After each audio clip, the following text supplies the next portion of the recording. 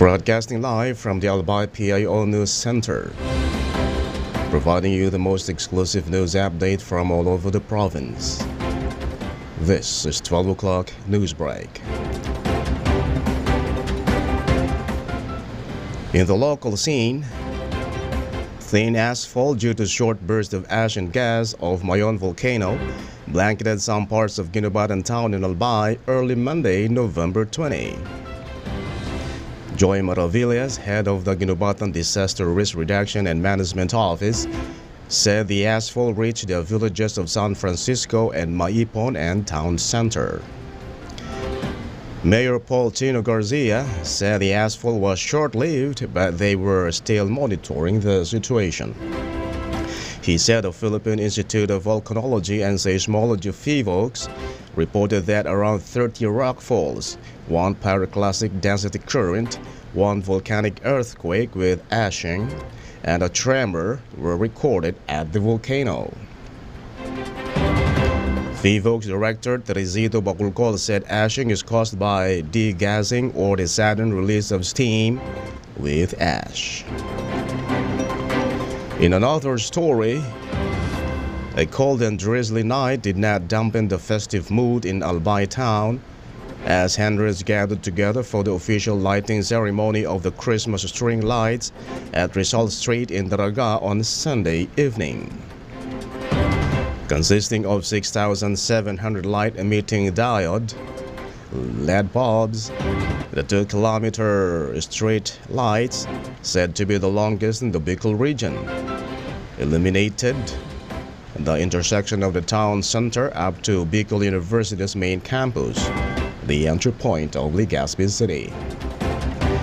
In his message during the program held beside the Daraga Covered Court, Mayor Carl Wayne Baldo urged everyone to let their light shine to ensure a better Daraga. Since its inception in 2018, the town's holiday spectacle has become a highly anticipated event, attracting large crowds and bringing holiday cheer to residents and tourists. Baldo revealed that aside from the Christmas string lights, a giant Christmas tree and a Filipino-themed Christmas village will also be put up in the coming weeks near the Daraga Covered Court as added attraction for this Yuletide season.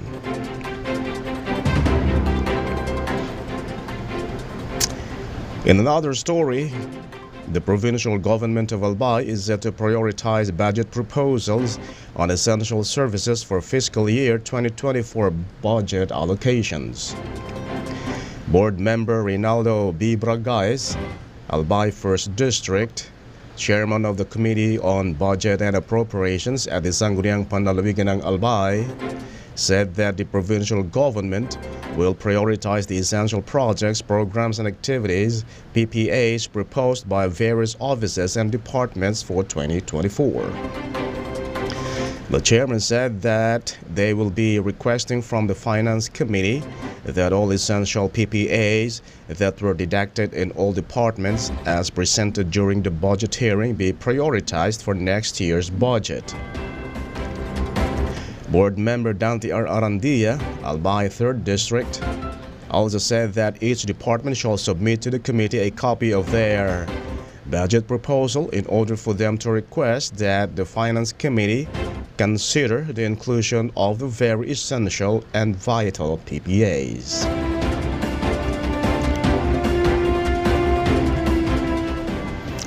In the national scene, Highland Baguio City's chill further dived to 13.4 degrees Celsius on Monday morning. Already bone-tingling, the further drop from Sunday's 14 degrees Celsius is said to be the start of Baguio's signature Highland Chill this season. The Highland Chill usually starts October and lasts until February, sometimes even up to the first week of March the following year. The coolest temperature ever recorded in the city was 9 degrees Celsius on January 16, 1963. In February this year, Baguio City recorded 2023's all-time low of 10 degrees Celsius. In another story, reinstated Land Transportation and Regulatory Board LTFRB Chair Teofilo Guades III said that public utility vehicles will be given enough time to consolidate into cooperatives or corporations. This is in response to the demands of Piston, which is holding a 3-day transport strike which started Monday as a protest to the consolidation deadline on December 31. The group fears that this move will end the livelihood of operators and public utility vehicle PUV drivers.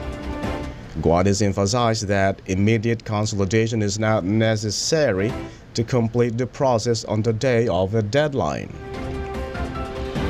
LTFRB chairman also said that as part of their negotiations with transport groups, LTFRB may grant a 5-year provisional authority to franchises as long as they join the modernization program.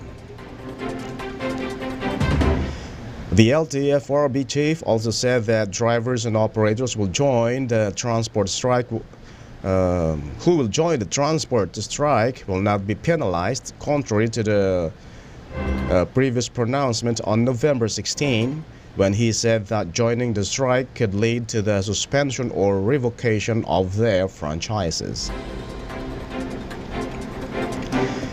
In another news, Department of Agriculture DA said that Ilocos Norte province has been officially declared free of avian influenza or bird flu. In February this year, the Department of Agriculture identified Region 1 as one of the 9 regions that recorded cases of infection. Sarat, Bacara, Pasuquin towns, and Lawag City were then classified as affected areas. Ilocos Norte Provincial Veterinarian Loida Valenzuela explained that upon detection of the virus, the Ilocos Norte provincial government created teams that were assigned for disease mapping and laboratory surveillance to contain and mitigate the further spread of infection. As a result of the surveillance, 8 towns in the 1st District of Ilocos Norte were identified as areas of concern, immediately prompting the provincial government to conduct cleaning and disinfection activities in the affected areas. During the latter days of October, the infected poultry farms were cleared of bird flu infection.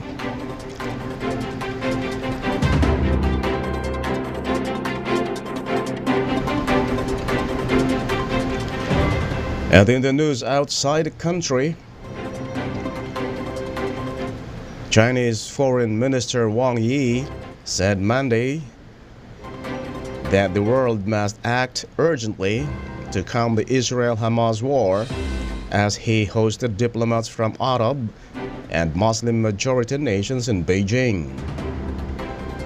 A delegation of foreign ministers of the Palestinian Authority, Indonesia, Egypt, Saudi Arabia, and Jordan are in Beijing this week for talks aimed at a de-escalation of the current Palestinian-Israeli conflict. Wang said that international community must act urgently and take effective measures to prevent this tragedy from spreading. Israel has vowed to destroy Hamas over October 7 attacks, which already killed 1,200 people, most of them civilians, and saw 240 hostages taken in the worst ever onslaught on the country.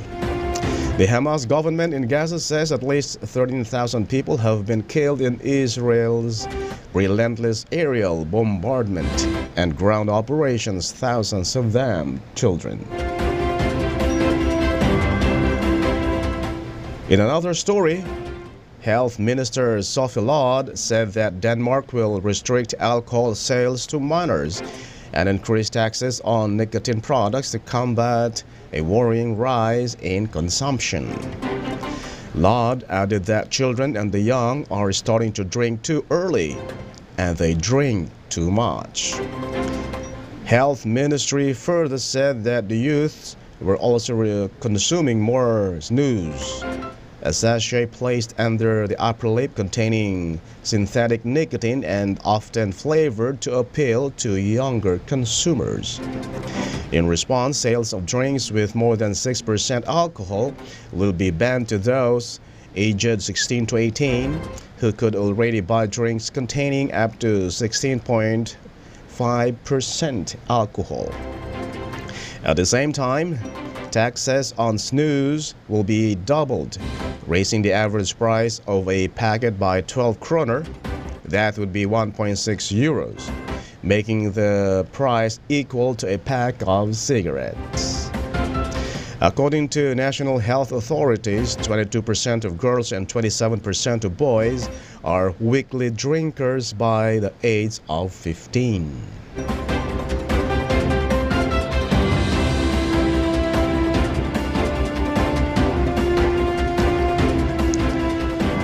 And finally, in the news outside the country, Israel has murdered over 5,000 children, including 3,000 students, since the start of its genocidal war in Gaza from October 7.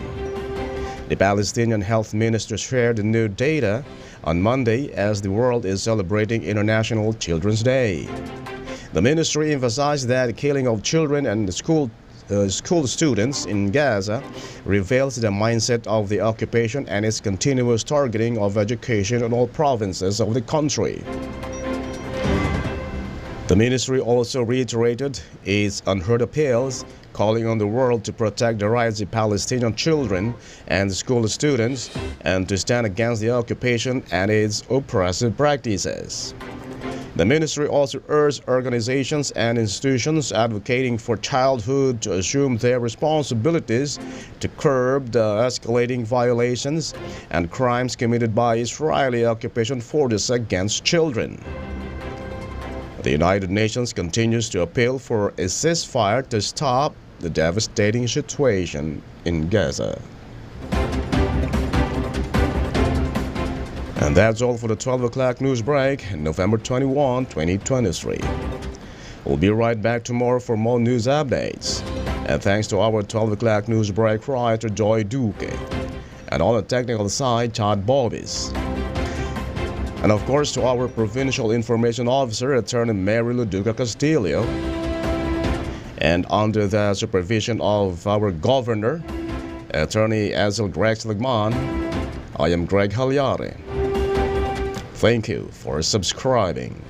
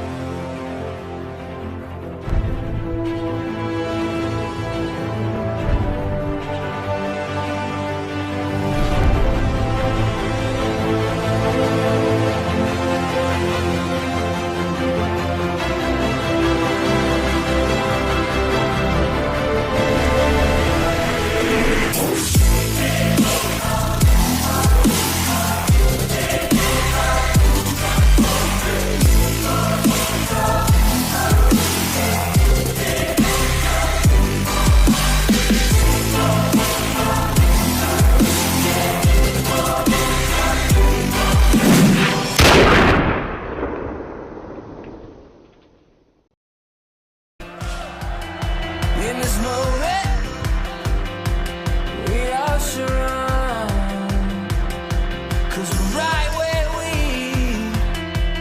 belong.